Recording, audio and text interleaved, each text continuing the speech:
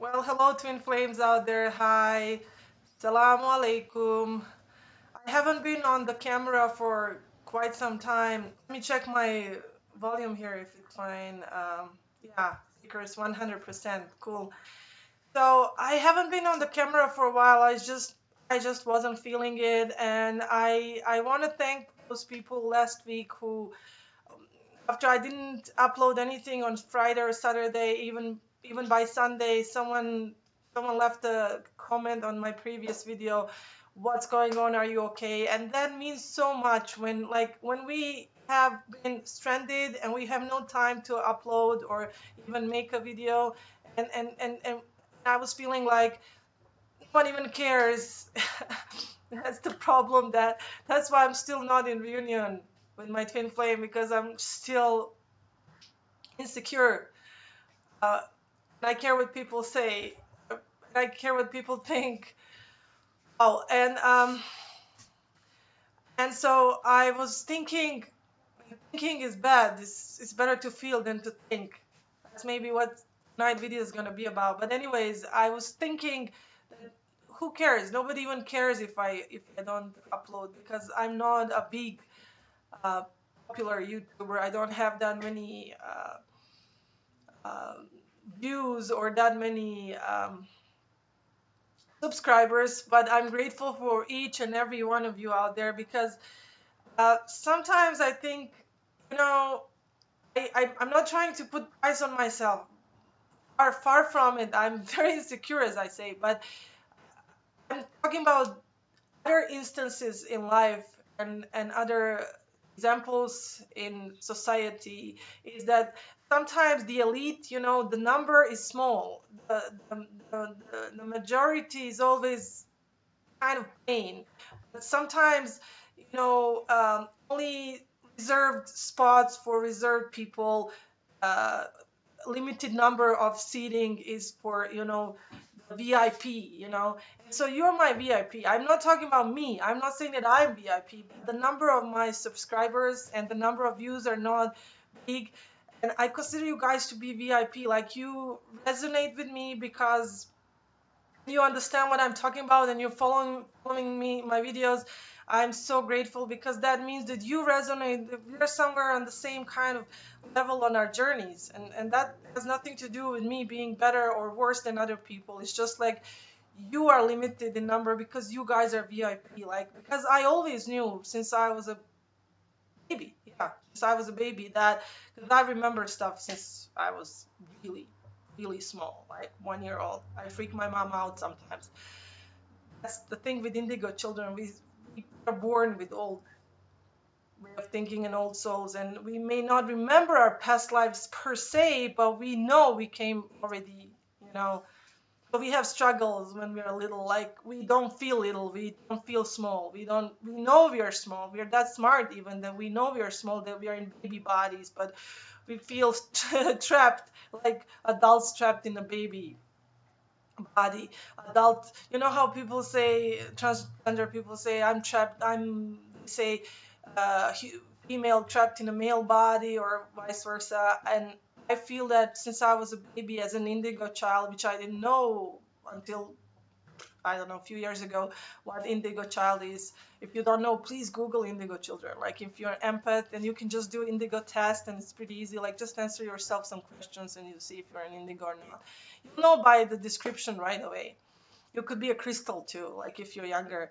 So, like, as an indigo child, I always like was feeling trapped in the body of a child, of a baby, and not in a sense like those girls that want to grow up overnight, or start being big girls. None of that. It's just like my soul was knowing. It was already into knowing. It was already awakened. Of course, another step, another part of awakening was after I met my twin flame. That's a completely different type of awakening, much on a bigger scale. I was always awake. I mean, this is the day I came to this place, to this 3D dunya, earth. I felt I was, I existed before, and I still, I still haven't felt much into past lives or any of that. Some of you Muslims may be surprised and say, "What the heck is she talking about?" But I do feel I've seen souls transfer from after that come back in a different shape. I've seen that. I've experienced that in my family. I experienced that with some of my pets, and you can choose to believe or not. I believe that people who have experienced it or have seen it can only believe, and I would be a skeptic. I was until, anyways.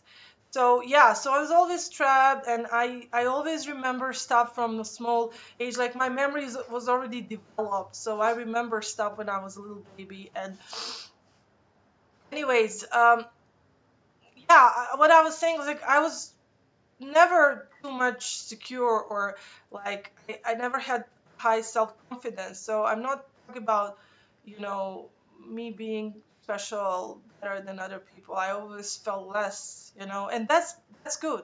That keeps you modest if you think less of yourself than other people, but in a healthy balance. That's why we're here on this journey to, amongst other things, to encourage ourselves to start loving ourselves in non-selfish way, but in a good way, like in a healthy way.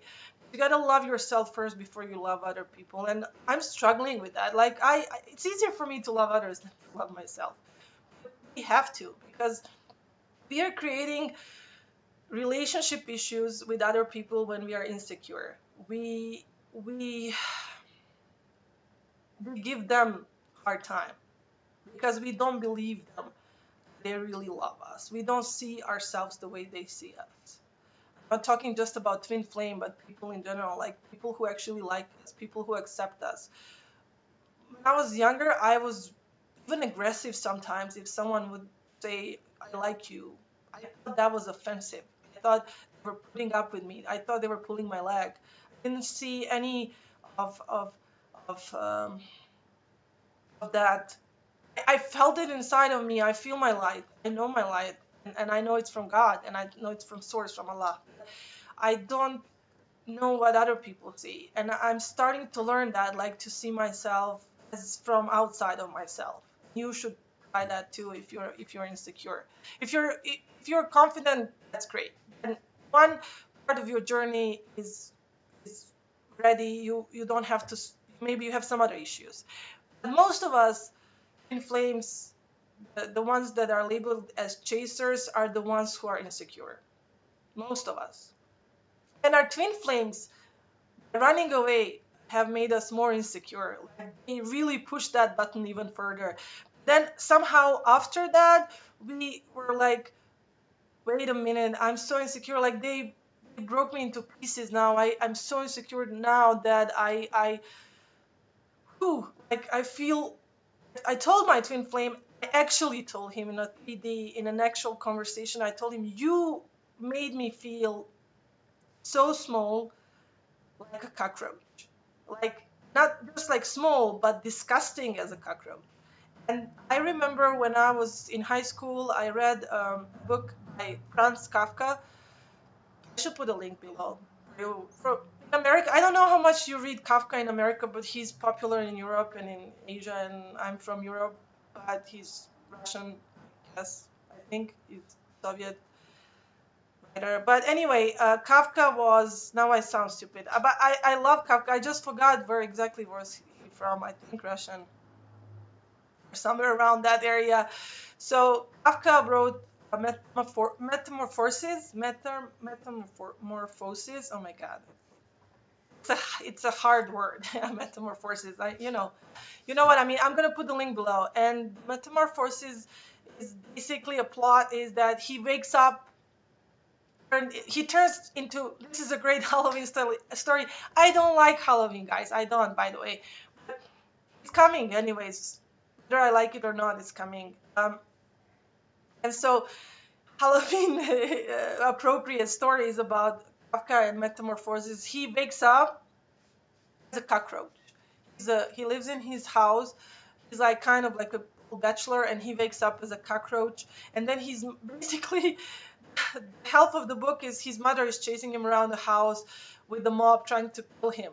And then he, that it's so sad. Like after that, after I read Kafka, I start taking cockroaches. Like if I find some, especially in America, they're like everywhere. They will crawl into your house, even if you don't have them. If you get rid of them, they will still somehow manage to get from the street. Especially in the state that I live in, somehow they it's disgusting. So you will find them occasionally, like crawling, and you want to get it out before it starts multiplying. So it's disgusting, and but I still don't squish them. I don't kill them. I don't kill anything. I love all animals. I will never kill an ant. But if I sometimes something will fall into my coffee like a bee or something, I cry like crazy. Like I'm really I make a funeral for them. It's not funny. I mean, I'm seriously sad. So like, but cockroaches are disgusting, at least to me, and so and for most people. So after I read Kafka, I take cockroaches out too. Put them out. I don't kill them. I don't step on them. I feel sorry because in the story he's like seeing the life from the perspective of the cockroach because that's how he felt. It's a metaphorical story about how we feel so small sometimes, insignificant, disgusting to others. Maybe we are wrong. Maybe there's people who don't like us, and there's people who like us. And those who like us, we should trust them. We should believe them. We should believe them. And that's what I'm gonna talk about right now because in the case of my manifested twin, he expresses his love in the way that nobody ever before was so uh, open to express his love. It's more than, I mean, it's what I always dreamed of. And that's why one of the reasons I am labeling him as a manifested twin. He's saying things that I heard previously. I couldn't have imagined it because actually I thought maybe they were part of my imagination until I met my manifested twin and he started saying those exact words that I heard my organic twin say telepathically in a 5D. Now my manifested twin is saying them in 4D. And I call it 4D, basically 3D, but I call it 4D because it's via voice, via telephone conversation, like not in person, like in the same room. But yeah, so it is basically 3D because they're communicating in this world. He's in another country and I'm in.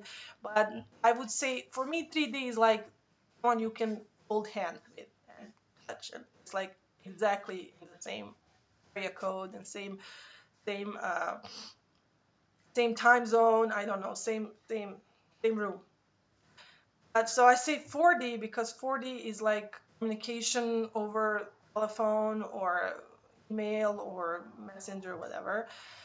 And so, and also 4D is sometimes how we feel things. Like 4D is like our own signals, not besides like telephone signal and internet signal. It's like our own signal with people. Like I call that 4D. Like when you feel someone, you're thinking about them, and they're calling you actually, and they're like, "I'm thinking about you. I was just thinking about you," and stuff like that. That's what I call 4D. That's what the 4D feels like for me. There's 5D, which is like higher selves, like souls, what we feel between the souls, and that's kind of telepathy. And by the way, I am Muslim. This, yes, this is a Hindu thing. I'm not trying to uh, apologize. I'm just saying that some Muslims will say, "Wow, it's a Hindu thing. Don't put that on. People will think you're Hindu," because that's one of the traditions of Islam is like don't follow the looks of the images of the other people because then you will be like considered as one of them. Well, everybody knows I'm Muslim, and hey, hello, I'm Muslim, so I'm proud of it. So this is actually when I cannot pray. Did I just cross myself? No, I'm not a Catholic. I'm not Christian. I'm Muslim. But yeah, I just crossed myself. Well, there's east, west, north, south, four sides of the earth. It's not always about human sacrifice. That let's not go into that right now. Anyways, when I cannot pray, which is when I'm not ritually clean, which is when a woman is bleeding during a period of 7 to 10, usually normally for healthy women, 7 to 10 days, 6, 7 to 10 days. I like my friend. I have a friend from Somalia, a sister from Somalia, a sister in Islam, and she likes to say some women call it monthly or the period, the monthly period, and some people would say I'm on my monthly, and she will say my weekly because she's right. It doesn't last for a month. It comes back every month. But she calls it a weekly. So when we have our weekly and we cannot pray in the mosque, we cannot pray even in our house. By the way, it has nothing to do with women being impure. It has to do with our body is actually cleansing and getting rid of the not getting pregnant, uh, getting rid of the waste, the debris after the body was prepared for pregnancy. So it involves bleeding, and we do not go into area of prayer room. But also a friend of mine who happens to be a Muslim, a Zumba instructor, a math teacher, and she's an amazing woman, a mother of five, a Muslim chaplain at the prison for in a female prison, and also a yoga instructor.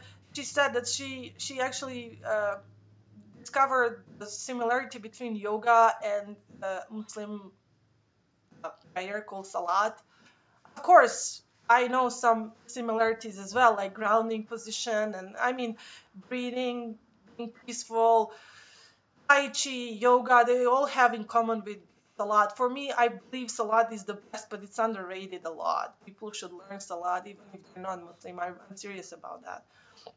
If you're not Muslim and you want to find a new technique of meditation, check into Salat. SALAT or SALAH, depends like how they pronounce it. Because Arabic is kind of can be tricky. It can end with a T or an H, you know. But Salat means the prayer, the positions in the prayer, the physical positions during the prayer. So you don't have to know actual words if you're not Muslim, but you could actually do the positions, and you can use that as a meditation or as a it doesn't hurt. It's not gonna it definitely is not gonna harm you. It's very beneficial, more than you think.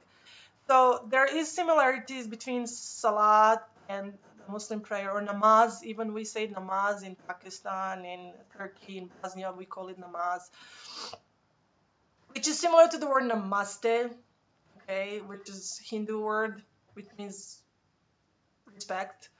And so we are showing respect to God with namaz or salat. So during the salat, there's a position, actually the grounding position, the one when we touch the ground with the forehead.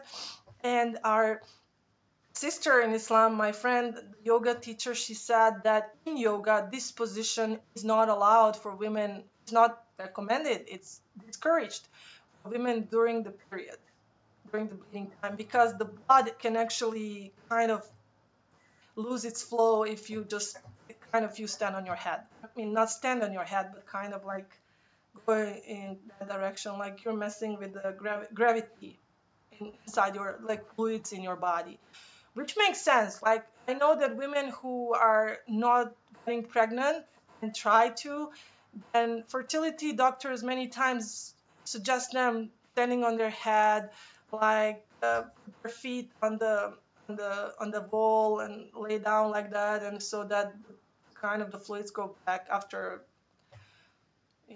and when they're ovulating, whatever. So yeah, the body is like if you change your position. So in Islam, we don't pray during these 7 to 10 days of bleeding, and also it's kind of our time for rest. I think women that what's it called? What should I call this? Like get a break. Yeah, get a break from praying. Like men always have to pray in Islam, like the obligatory 5 prayers. I mean, if they're a serious Muslim, if they're practicing Muslim, if they wish to practice Islam as they should. Because I believe what makes a Muslim is prayer, not anything else. But number one, the prayer, the salat. Like if you don't pray, you're just Muslim by name. Seriously, I was raised by some people that some of them are just Muslim by name, and the rest of them are actually non-Muslim. They're atheist, and so I converted by myself.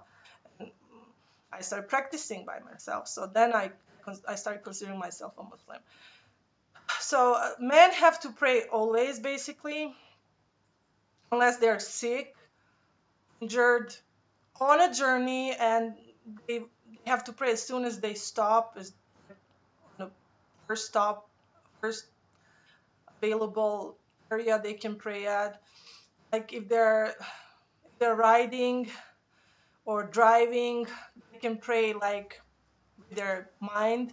Then they will, when they stop and they get rest, and they have to pray. Or they don't have to pray when they're sick. Women also don't have to pray when they're sick. They don't have to pray at the late stages of pregnancy, and they don't have to pray after they have a baby for 40 days, I believe. I don't know. I never had a baby, so I don't know. I think it's 40 days. Forgive me if I'm wrong. And after and during period.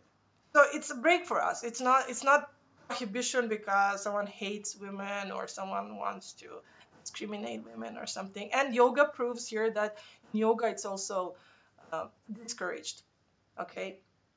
So I was saying that when I wear this, when I cannot pray, you get the clue, right? Actually, I feel, because I miss that touch with the ground, that submissive position, grounding position at the same time, which releases negative energy, fills me up with the positive energy during the position in the prayer when I go down and prostrate on my forehead. I miss that contact prayer, miss it. And then when I put bindis, which are Hindu tradition, I feel that not only this reflection of light is good for discouraging negative energy and whatever you call it, evil spirits to come near, but also I feel that it gives me that contact with my forehead. And I do believe in chakra system existence because I can feel it inside of me. And I feel that this is good for my third eye chakra because I'm very sensitive. And if I run into people who are negative in their energy field, in their aura, maybe not negative for someone else, but negative for me, I just don't resonate with their energy, then I feel better when I have this, especially because I'm not able to pray right now, my salat, so I feel kind of not fully shielded. My salat shields me from evil, from negative energy. So I feel like this is compensation. This is my substitute. I'm not encouraging any Muslims to do that. If you don't feel, if you feel that would associate you with another religion, but I don't really care. I know who I am, and I am myself, first of all, and then I am Muslim, and then I put my nationality or my identity as with any country in the world. After that, um, I believe there shouldn't be any borders. There's no natural border. Besides natural borders, actually, there are some natural borders in the world, like mountains and stuff. But the fake human borders, visa requirements, paying huge monies for visas. I'm learning that now through my experience with my manifested twin, that I wanted to visit him and he would like to come here visit me. Nobody has intention to either like gain citizenship in either country, just try to see each other, but it's so expensive. And if you guys want to donate, don't be pushed away from my videos by saying this, but I've never asked for anything, but I need $500 for his visa, and I can't scrape up that much right now. Trust me when I say that. So I don't know, I never asked for donations, but if there is someone out there who thinks that helping me be with my twin will help them manifest their twin, you're welcome. You're welcome. I would be more than grateful. I would invite you to my wedding. Yeah. Anyways, sorry if I apologize. Don't be pushed away from my video. Just continue watching, please, and don't worry about what I said. Like, I'm so embarrassed to say that. Um, yeah, but you can contact me if you wish to help me. You can contact me at justsweethearts@gmail.com, because I don't even have a PayPal or any kind of thing. I'm not going to put any link below. If somebody wants to contact me directly on my email, so justsweethearts@gmail.com. If you have any option to help me. Or if you know anything about visas, you can help me. I need visa for him to come to United States from Bangladesh, and so yeah. Anyways, so I was saying this. So yeah, this is something that I wear during parts of my days when I cannot pray in Islam, Islamically.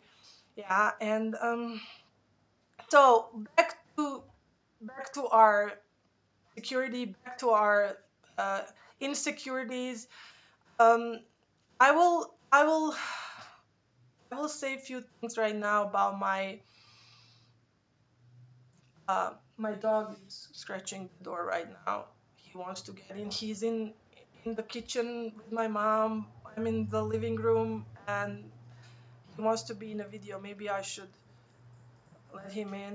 Okay, hold on just a second. Let's see. Oh no, it's a cat actually.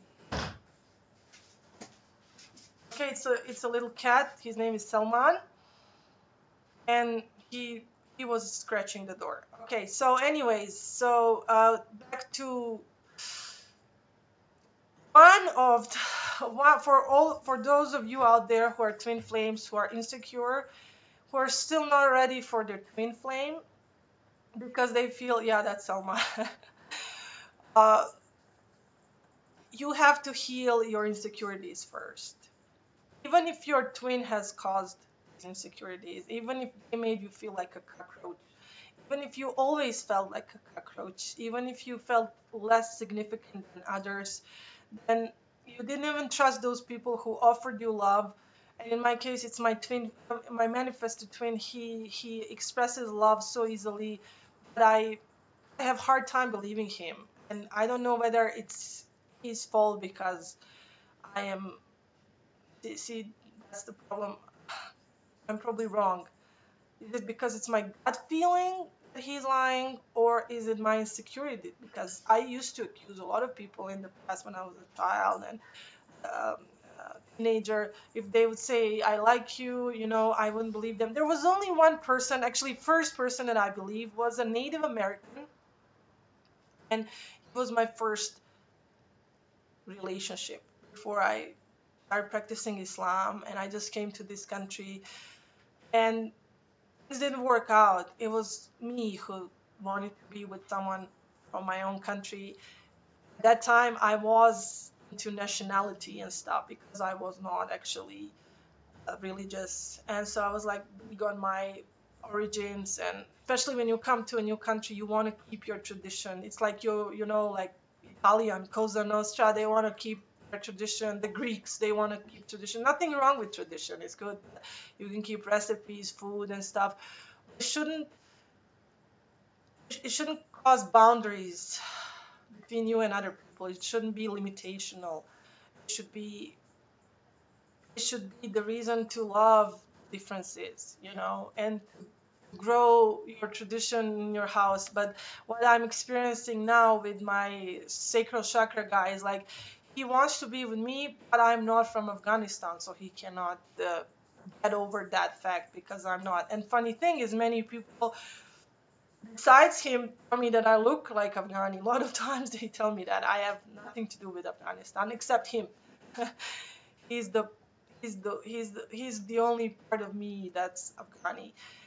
But he wants to form a marriage with someone from his own country, and his family is not forcing him for that. It's his own idea. And I was in that phase of my life too, at the time when I met Native American boy, and I discontinued our relationship due to the fact that not that he was Native American. I loved that about him. I was so proud to get to know him, but that he was not from my original country, that my children would not speak that language. And that's ridiculous. And that's what I told Afghani, my sacral chakra guy.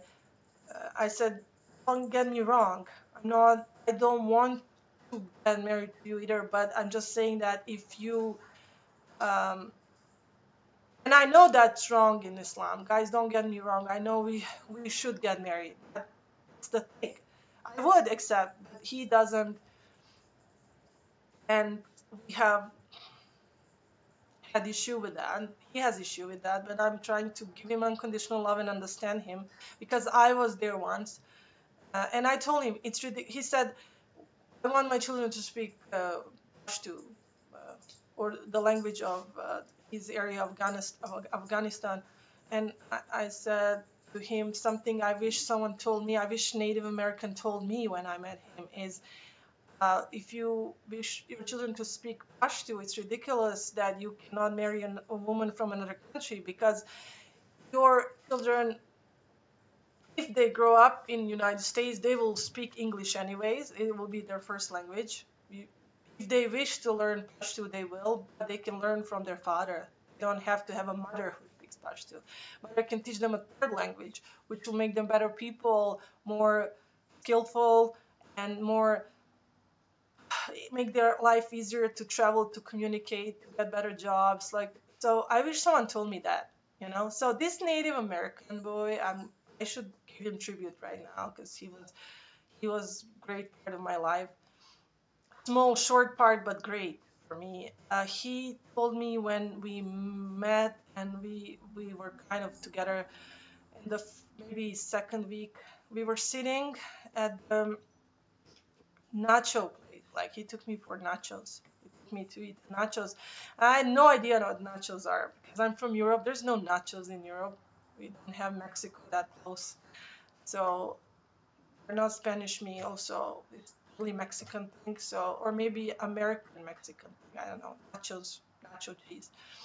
And he took me for some nachos and I was sitting there and we were waiting for our order to come and he just stared in my eyes and he said, I have a spark. Later, I heard that that could be a line, that could be a pickup line, but he already picked me up. Like we were already in a relationship when he said that, and I was so embarrassed as I say I was always insecure when he said that. He kept looking at me. He said, I don't meet that many people who have that spark. You have that spark about you. And I understand now what he was talking about. He was talking about inner light. Some people can see your inner light, and some people see it, and they will tell you, they will recognize it. And but he was the first person that I actually believed. He sounded very genuine and honest, and the way he described, I can't repeat his words. It was amazing how he described it. Like Native Americans, they have skills to be very naturally spiritual. He didn't belong to any religion actually, and he didn't even remember any of the Native American stuff. But he was just like natural, you know. So he said to me that I have that spark, and then he described, and I still always, when I feel low, I remember that what he told me, and that's what he was talking about. We call that in Islam nur, or the light of God, or in Christianity I believe it's grace of God. It's the Holy Spirit. And and um, and I believe if you have, and everybody does have a light, and if you grow that light, if you culture your light, if you work on your light, if you don't let anybody shut down your light that God gave you, then and that light is what shines through through your skin, through your whatever physical look, whether you're happy with your look or not happy or partially happy. Don't forget that it's not all that people see. It's not just your photos and your videos. It's who you really are, who comes out from inside of you, who shines out. The beauty from the inside is real thing. Just like there's some, like, in a contrast, just to describe, there's some very beautiful, good looking people in this world, like gorgeous, and if they don't have light, they miss the light, if they're dark inside, then you can say then they lose all that beauty. Like, that beauty is just outward, and they're not very magnetic, they're not very attractive people. Nobody wants to be in their presence. They're just scary and mean, and they will. And I like to say, like, I read somewhere funny anecdote where it says those people should eat makeup to be beautiful inside. Of course, That's not going to help because it has to be the light. So, anyways, I feel that insecurity, especially now, that insecurity is related to the age gap.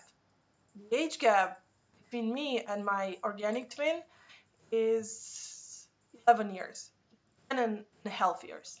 Yeah, he's younger than me. Now you're gonna think, I don't know what you're gonna think, how old he is, but he's he's adult. He's adult. He's now actually way past. He could be married. He should be married by now.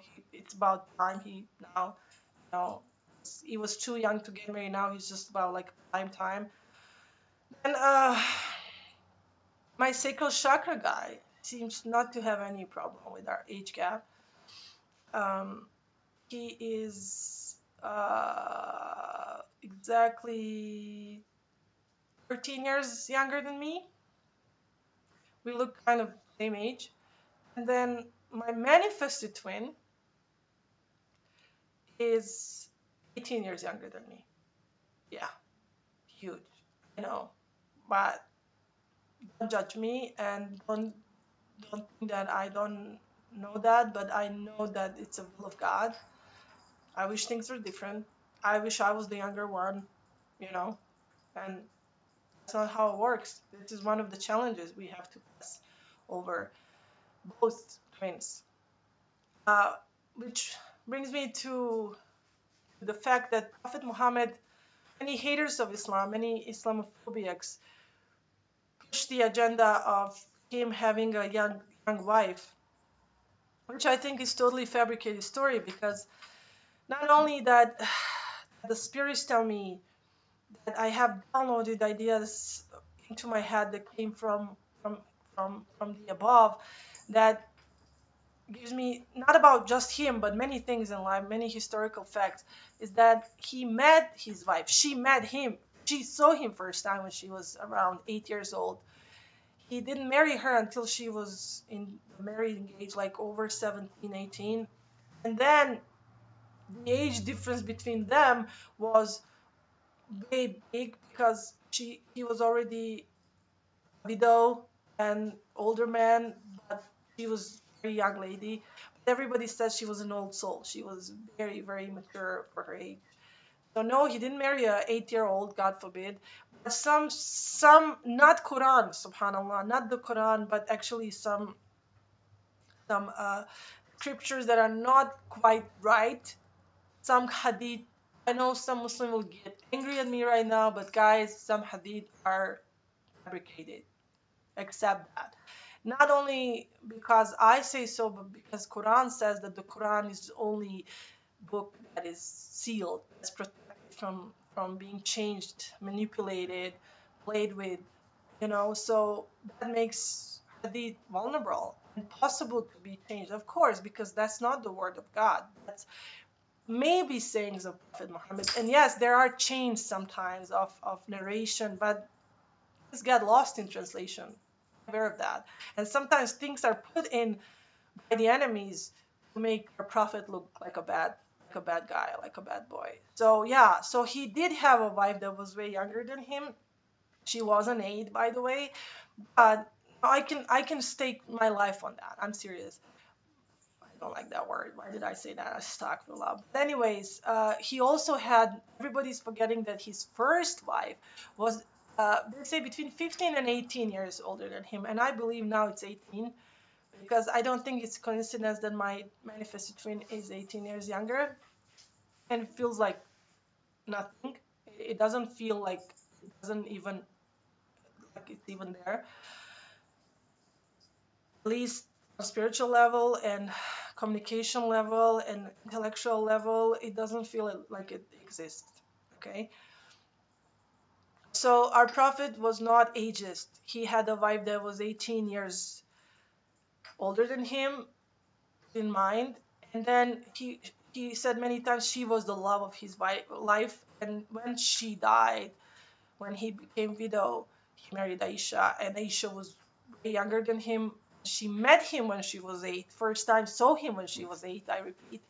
Then she she was betrothed to him when she was a little bit older, like after her teens were over, and she was still not the life, the love was not consummated later, or maybe she was like a pet to him, or like as an older man. Um, and anyways, and I know some girls, I know some women who like older guys. I mean, I'm not one of those, but there are women who enjoy company of older men, and there's nothing wrong with that. We're all different. We all have different tastes. Some like old age cheese. People who drink, I don't drink, but people who drink, they like aged wine, and sometimes age brings good stuff. Okay, brings the best out of someone. Which brings me to this insecurity about the age that I'm challenged with, which comes from the fact that I haven't met my manifested twin in in 3D, in physical, and I'm so scared.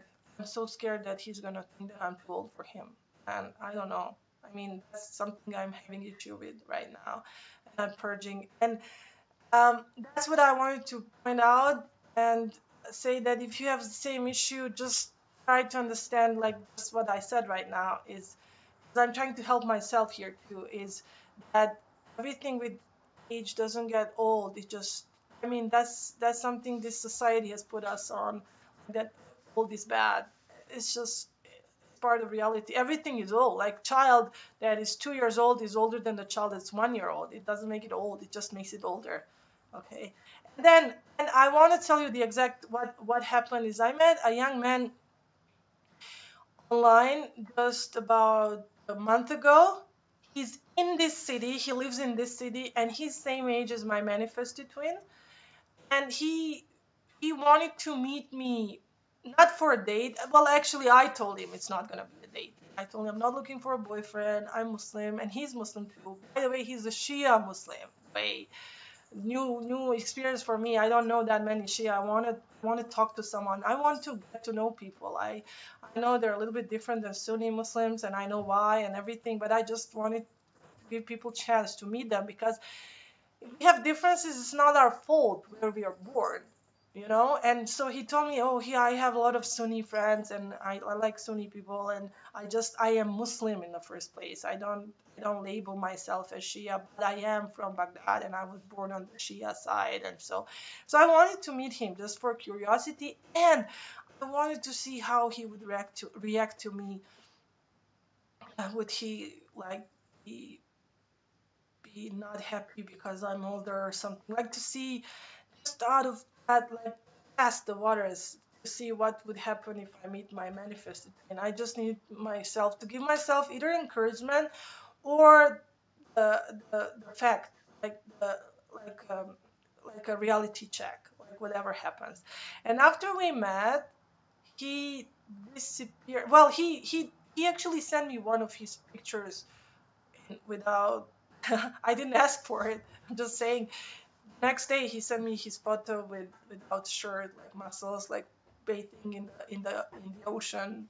Very very picture for the magazine. He's a good looking guy. He's really good looking. And but when I met him, he's much smaller than me. He's much shorter than me, and I wasn't into looking for a date. I just wanted to make a new friend. But I think he was. And after we met, there were some people there distracting us because I didn't go out with him alone, and he didn't like the company I was with, because the other girl, she seemed to know someone, and like have mutual friends, and there was some kind of awkwardness there. So he left, and he said, I'm gonna see you again, right? And I was insecure what he said. Like I thought, okay, this guy's he didn't like me. He's never gonna call again or text me or anything. But he sent night after next night, he sent me actually one of his, not nude, just like no shirt, like I guess. So I guess he still wanted to impress me, and I was like, okay, so that it's not that bad. He didn't run away completely, like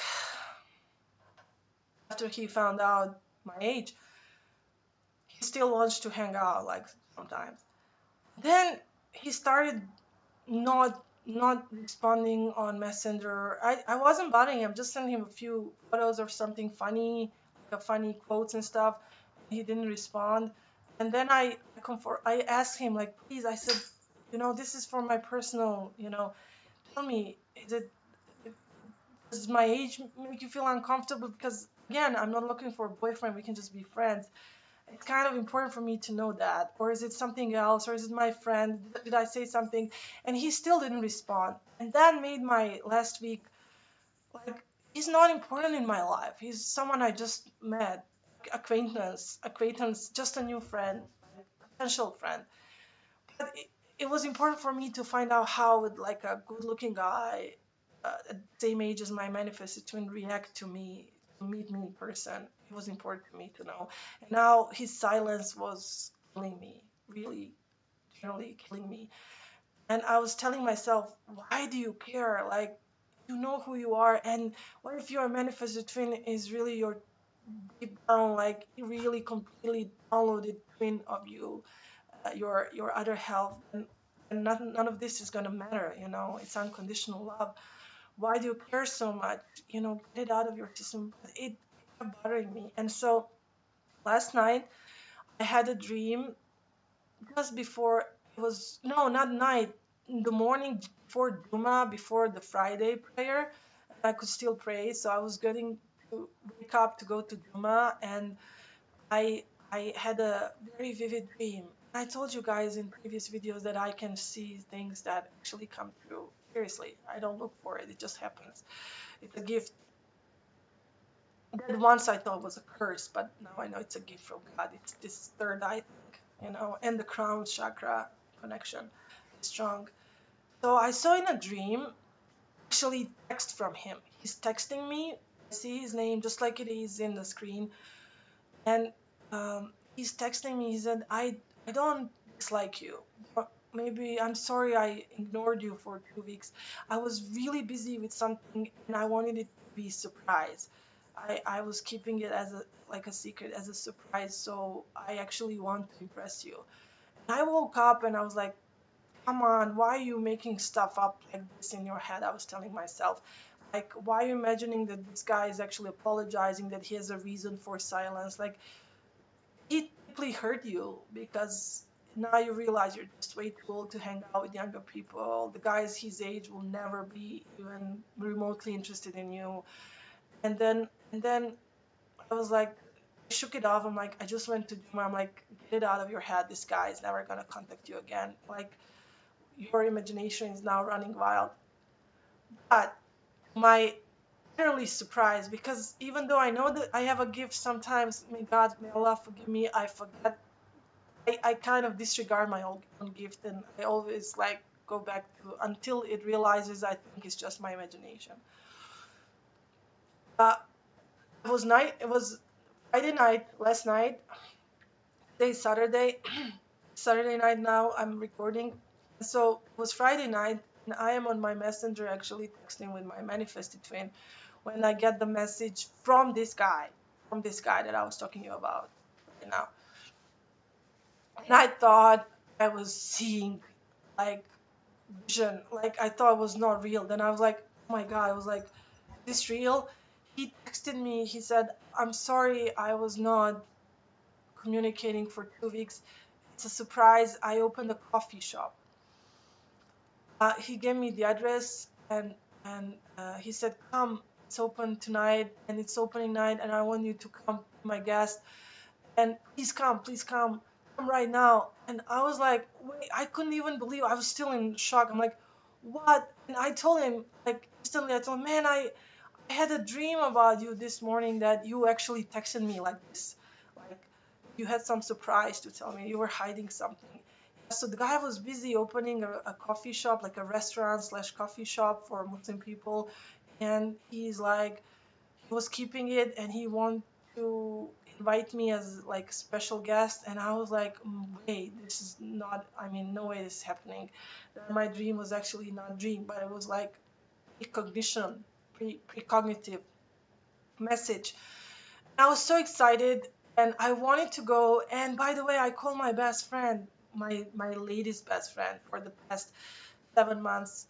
one that I almost gave my manifested twin to remember for the Eid, because I thought maybe cause she's there. And guess what, guys? She stood me up. She didn't want to go with me. And now the biggest reason I was really shocked about this is like, besides when I met this guy, besides the thing that he was someone I was interested to see how would he react to me, was something else. I just had gut feeling that he somehow will be connected to my organic twin, because I need to desperately see my organic twin one more time to confirm that all of the energy that we had, that magnetic pull, is gone.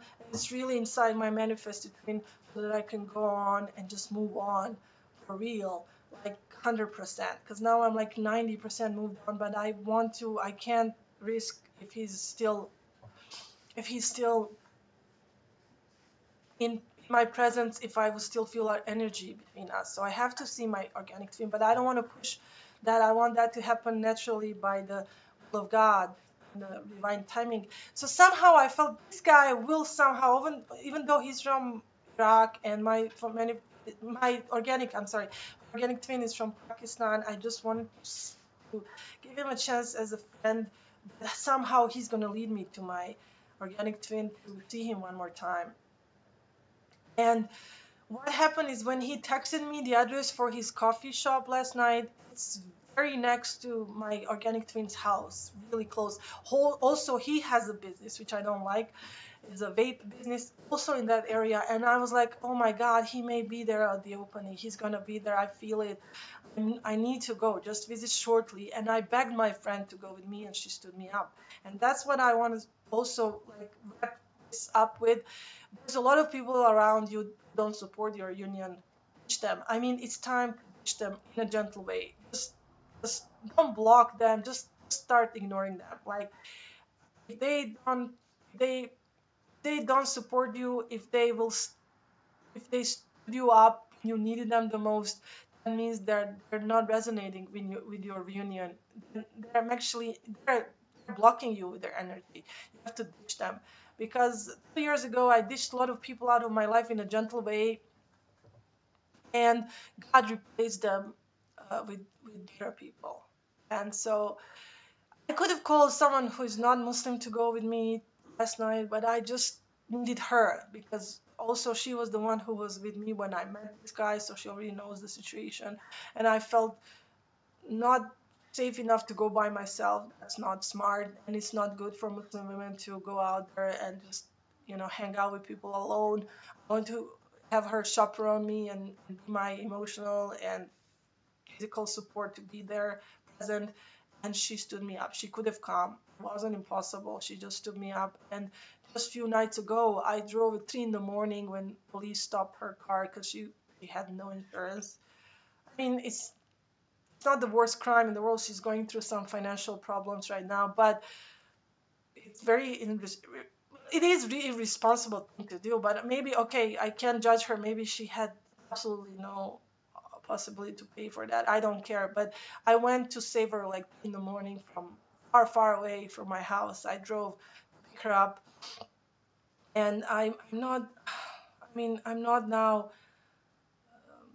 I just I can't believe she stood me up last night. But so today I turned off my phone, and I'm not even giving her satisfaction, because I know sometimes she texts me and shows me things that other people texted her that were disappointed in her, and she's like, "Oh, look what my her friend wrote me. How can she say bad things about me?" I'm like, people get really upset with her, and I'm not gonna give her that satisfaction. I'm not gonna go below my own level, and I'm not gonna say anything. She already knows that she should have been there for me last night. And I'm not desperate. The guy, I'm very happy that the guy texted me and that my vivid dream came through. That he doesn't really hate me like I thought for 2 weeks. That he's not hiding. Because I was thinking he would have blocked me, or people do that nowadays. Young people, they don't mind blocking someone forever. Like, if they don't like them, they're not too much politically correct anymore as we used to be earlier. Like, be too nice and be afraid to offend someone. I mean, but still, I was afraid he was ignoring me, and obviously had the reason for that. And now he was like, "Come, come, come, please come. I want you to come and be here tonight for my opening and all that." And I kind of stood him up, but I will go. I will go visit that place I'm intending to, and God will give me another companion to go with, or I will just take whoever I feel like should go with me and go visit, and I'll give you a report on that. I'm sorry, guys, it's so long. It just happened. Watch in two parts. I mean, what can I do? And it's also important to mention to you that I was encouraged by Sid and Dina, which are a Muslim couple, which I think they're twin flames by all means, because Dina actually has a twin sister, and she has nothing in common with her twin sister, but she has everything in common with her husband. And I don't think they know that they're twin flames. You should look them up. And they encouraged me to make this video tonight because Dina is just amazing. She's very inspirational for me, that she has that courage, and actually she's perfect example of spark, of natural spark, of personality. And some people may like her, some people may not like her, but I think I owe her tonight for my appearance tonight on this video, that she was. I was watching her videos for the past 2 weeks. Amazing twin flames that I don't think they're aware they're twin flames. That's the best part. You should look them up because they're like twin flames in union. And I will put the link below for Sid and Dina. And they're hilarious. Whether you're Muslim or not, you should check them out. They're very hilarious. They're gonna raise your vibration with their positive attitude. And also, I want to say that this whole day and yesterday, number 46 was running everywhere. I think it's a message for all of you out there. So check out Angel number 46. I'm going to put down below a link for angel numbers. Uh, Sorry it took so long. Love you guys. Salam alaikum. Peace be upon you. And God bless you. And may your journey be less bumpy. And may you manifest your union soon. God bless you. Bye bye.